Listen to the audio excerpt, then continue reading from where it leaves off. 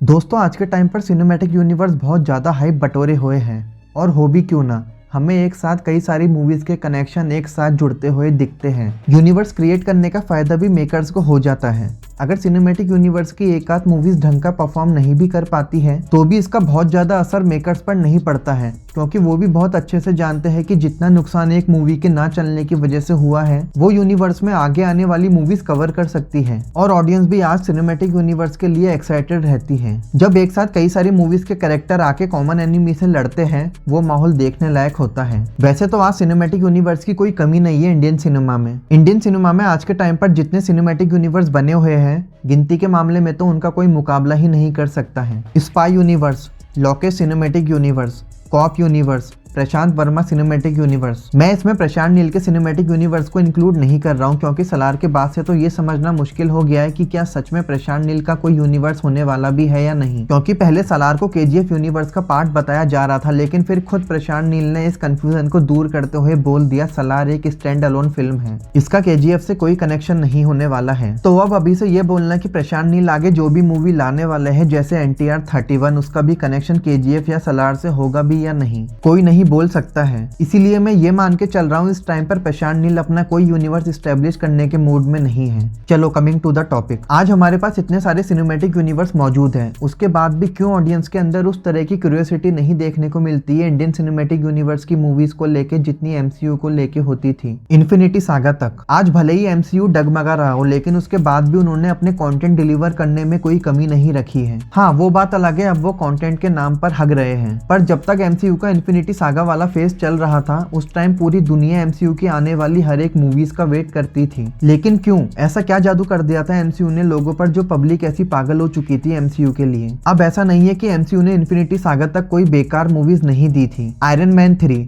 Thor the dark world, in fact captain Marvel तो इतनी ज्यादा बकवास फिल्म थी जिसके बारे में मुझे आज कुछ याद भी नहीं है उसमें क्या हुआ था। दरअसल ये जादू कोई कैप्टन मार्वल का नहीं था बल्कि MCU की कंसिस्टेंसी का था, जो उन्होंने टाइम के साथ मेंटेन करके रखी थी ऑडियंस के बीच। MCU की एक मूवी आती थी, ऑडियंस उसके बारे में बातें करती थी कि कुछ टाइम बाद दूसरी मूवी आ जाया करती थी। देखा जाए तो इन्फिनिटी सागा तक MCU बहुत वेल प्लान के साथ आगे बढ़ रहा था, जिसमें वो क्वालिटी कंटेंट प्रोवाइड करवा रहा था। पर अब उसने क्वालिटी के ऊपर क्वांटिटी को चुन लिया है, जो शायद उनका ओवर कॉन्फिडेंस था। उन्हें लगा होगा अब ऑडियंस उनके यूनिवर्स की दीवानी हो चुकी है, ऐसे में जितना हो सके उतना ज्यादा माल ऑडियंस के बीच लाते रहना चाहिए। तभी तो शोज मूवीज की लाइन लगा दी उन्होंने। पर फिर जब उन्हें आसमान से नीचे गिरना पड़ा अपने कंटेंट के चलते, तब जाके उनमें थोड़ी अक्ल आई है। अब शायद वो सही वैल्यू वाले कंटेंट हमारे बीच लाएंगे। अब अगर सोच के देखे तो MCU भले ही अभी सफर कर रहा हो, पर जितनी सक्सेस उसने अचीव करी है उसके आसपास भी कोई नहीं है। DCEU की तो क्या ही बात करे, वो तो बेचारा ढंग से खड़ा भी नहीं हो पाया था, बीच रास्ते में आके उसे पूरी तरह बंद करना पड़ गया। जो गलती आज के टाइम पर हमारे इंडियन सिनेमैटिक यूनिवर्स में देखने को मिल रही है वही गलती DCEU बहुत पहले कर चुका था, अपने कंटेंट को लेके इनकंसिस्टेंसी। प्लस जब भी DCEU की मूवीज आती थी वो कोई खास इंप्रेस नहीं कर पाती थी ऑडियंस को, जिसका सबसे बड़ा रीजन शायद जैक स्नाइडर का DCEU से जाना हो सकता है। जस्टिस लीग के साथ जो मजाक हुआ था उसे आज भी कोई नहीं भूल पाया है। उसके बाद सबने स्नाइडर कट की डिमांड कर दी थी, उसे देखने के बाद ही ऑडियंस को सुकून मिला था। जो हाल DCEU का हुआ है ऐसा ना हो कि यही हाल इंडियन सिनेमैटिक यूनिवर्स का भी होने लग जाए आने वाले टाइम में। अब देखो, अभी तो हम बहुत खुश हो रहे हैं, हमारे पास कई सारे यूनिवर्स हैं, लेकिन हमें और मेकर्स को ये भी समझना होगा कि इनमें से किसी भी यूनिवर्स से हमें टाइम टू टाइम मूवीज नहीं देखने को मिल रही है। अगर ऐसा ही चलता रहा तो एक टाइम ऐसा आएगा कि हम खुद इन यूनिवर्स की परवाह करना छोड़ देंगे, क्योंकि जितना सो के ये लोग अपने यूनिवर्स से कंटेंट ला रहे हैं उतने में पिछली मूवीज का असर हमारे दिमाग से निकल चुका होता है। अब स्पाई यूनिवर्स को ही ले लो,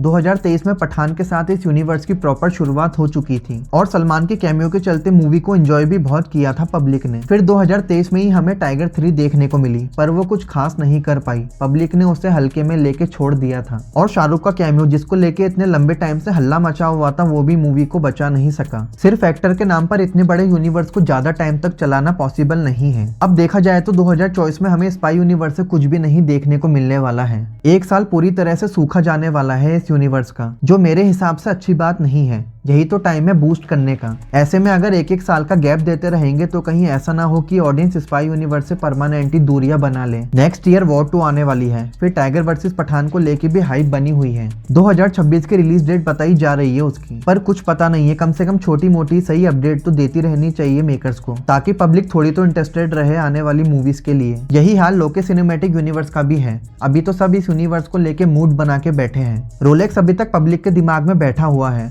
पर कब लोकी यूनिवर्स को साइड कर देगी ऑडियंस पता भी नहीं चलेगा। 2019 में कैथी आई थी, चलो उसे साइड में रखते हैं, लेकिन जब लोकेश ने विक्रम मूवी से अपना यूनिवर्स एस्टेब्लिश कर दिया है, फिर उनकी तरफ से आगे की मूवीज आने में इतना लेट क्यों हो रहा है। अब लियो मूवी के बाद से लोकी यूनिवर्स में अगली मूवी कब आएगी कुछ पता नहीं है। अभी लोकेश रजनीकांत के साथ मूवी बनाने वाले हैं जिसमें 1 साल जाने वाला है। उसके बाद कुछ होगा लोकी यूनिवर्स की मूवीज का। कैथी 2, विक्रम 2 और रोलेक्स की स्पिन ऑफ मूवी भी आने वाली है। तब तक ऑडियंस कहीं अपने मन को ही ना बदल ले इन मूवीज को लेके। अगले यूनिवर्स को लेके बात करते हैं जो अभी बहुत ज्यादा चर्चा में बना हुआ है, प्रशांत वर्मा सिनेमैटिक यूनिवर्स, जिनके हनुमान मूवी ने बॉक्स ऑफिस पर छप्पर फाड़ कमाई तो करी है, साथ ही में पब्लिक प्रशांत वर्मा के काम से बहुत ज्यादा इंप्रेस भी हो चुकी है, जिसके चलते अब जय हनुमान मूवी के लिए अभी से ऑडियंस वेट करने लग गई है, जिसकी रिलीज डेट वैसे तो 2025 बताई जा रही है, पर इसी साल ये मूवी आ पाती है या नहीं देखते हैं। पर इसी यूनिवर्स की एक मूवी और अधीरा, जिसका अनाउंसमेंट वीडियो बहुत पहले ही रिवील कर दिया गया था, उसके बाद से उसके बारे में बातें बाहर आना ही बंद हो गई मेकर्स की तरफ से। ना ही फिल्म की शूटिंग को लेके कोई अपडेट बाहर आई है, ना ही फिल्म की रिलीज डेट का कुछ अता पता है। बस मेरी प्रशांत वर्मा से एक रिक्वेस्ट है,